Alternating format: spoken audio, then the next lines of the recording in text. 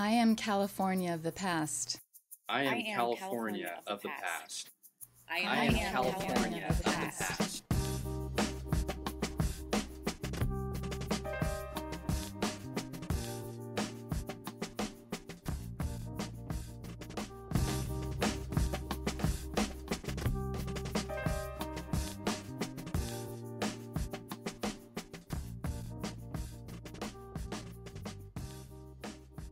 Hello, I'm Bill Gonsalves. I'm 79 years old, and I've lived in California for 60 years, and in the Hayward area for about 25. And I consider myself a very fortunate young fellow. And many of the exciting life experiences I've had and rewarding opportunities have come about particularly from my background and from my environment, of course, in this Hayward area. Many of these benefits have come from the fact that I've lived actually within two wonderful cultures at the same time. The good fortune of being born an American, but within a family structure steeped in Portuguese culture. Being part of the first generation born in the United States of Portuguese immigrants gave me this opportunity to be both an American and a Luso-American. The term Luso-American is applied to anyone who's in that status. Luso is a term coming from the old geographic name of Portugal, Lusitania. My parents, Mauricia Coster and William Gonsalves, as they pronounce it there, immigrated separately to this country from Madeira Island, Portugal, a small island off the coast of Portugal and Africa, in the early 1900s. And they settled in the old whaling town of New Bedford, Massachusetts, where there were hundreds, thousands of other Portuguese immigrants. My parents came over during the next wave of immigration, which was to work in the cotton mills that replaced the whaling industry. And they came over separately, but they met, were married, and I was the oldest of 5 children. We were poor, but didn't know it because everybody else was poor.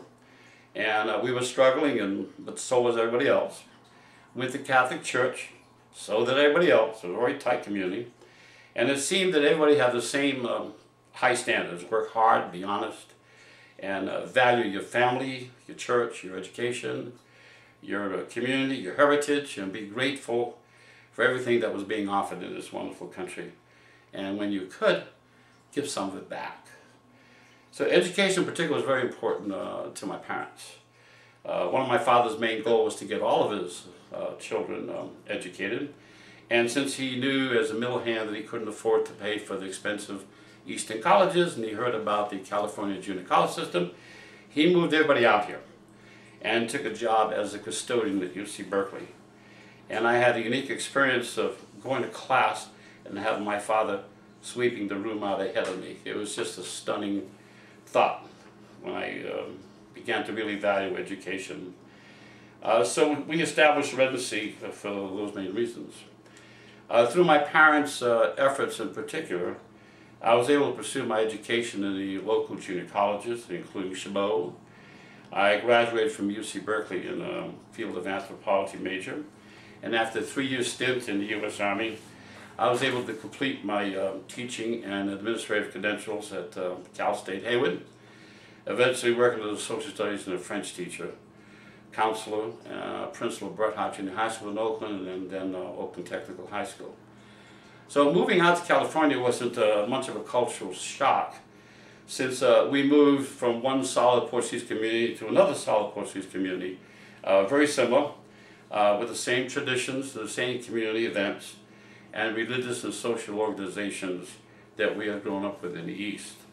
For example, we had, and we still have locally today, many of the Holy Ghost festivals, events that include the crowning of the queens at the church and the feeding of soopers food for the community. And I used to kid my wife. She was a queen during her youth, and I kid her about having to wait for this prince to come from the East Coast. I found also that they have the same traditional societies, the benevolent type of societies, out here they did there, and these were societies that were established early when the Portuguese settlers came to any area, and these families were large, and many times the husband would die and the widow would be left to raise many, many youngsters. So the men would get together in the community and come up with a program of donations of food and money to keep the family going. And so it was this situation, this society that brought on the Portuguese, later Portuguese small insurance companies. And these companies also had other segments such as an educational component. And I became involved with that very, very early. In fact, for 40 years, I assisted with the scholarship program. We gave scholarships to youngsters in high school. And you didn't have to be Portuguese, you just applied, and if you were deserving, you got a scholarship, and especially emphasizing students who were in financial need. Then that was very gratifying, and then I became Vice President of Education. We instituted, back in 1998, a program to have youngsters experience what college might be like, to get them in the mood to be thinking of their future. My wife, as a school teacher, came home one day and told me as principal that she had 12th graders coming to her saying, I decided I want to go to college, what should I take? And my wife said, you should be thinking of that earlier. So we thought about that and thought about the need, and so from then on we started a program to take about 30 youngsters per year, from the youngsters who were in the 7th grade up through the 11th grade, and actually take them to a college during the summertime, and they live there for at least a week. They see what it's like to live in dorms. We brought our own mentors, which were college students who had experienced all of that, and the main emphasis was to get them to understand what do you need to do to prepare and get yourself ready to experience some kind of higher learning beyond high school.